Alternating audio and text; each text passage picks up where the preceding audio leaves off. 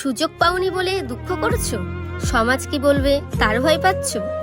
ভাবছো হাল ছেড়ে দেবে?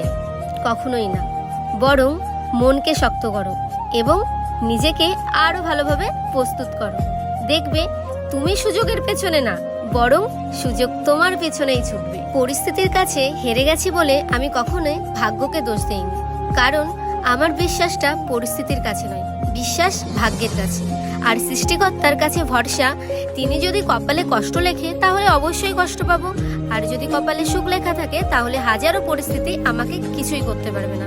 শুধু ধৈর্য আর সময়ের অপেক্ষা। একদিন আমার জীবনটাও সুন্দর হতে পারে। বিচ্ছেদের পরেও কি ভালোবাসা থাকে?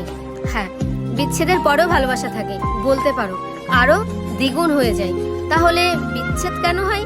বিচ্ছেদ হয় ভালোবাসাকে উপলব্ধি করার জন্য। ভালোবেসে যে যতটা উপলব্ধি করা যায় তার দ্বিগুণ উপলব্ধি হয় বিচ্ছেদের পর।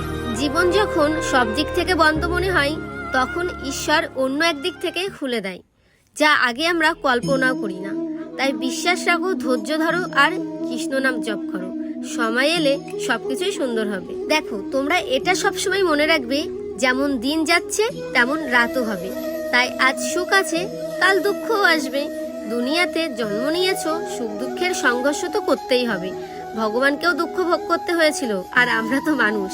শুধু ভগবানের উপর ভরসা রেখো, আর কিছুই না। আমি ছোটবেলা থেকেই ভগবান বিশ্বাস করি, কিন্তু এতদিন ওনাকেই আমি টাইম দেইনি। কিন্তু এরপর থেকে আমি প্রত্যেকটা মুহূর্তে মনে করব একজনই আমার পাশে আছে, একজনই আমার ভালো চাই, সেটা হলো আমার ভগবান। সবাইকে তো ভালো রাখার ভালোবাসার মূল্য দিয়েছি, কিন্তু ভগবানকে তো সেইভাবে মূল্য দেইনি।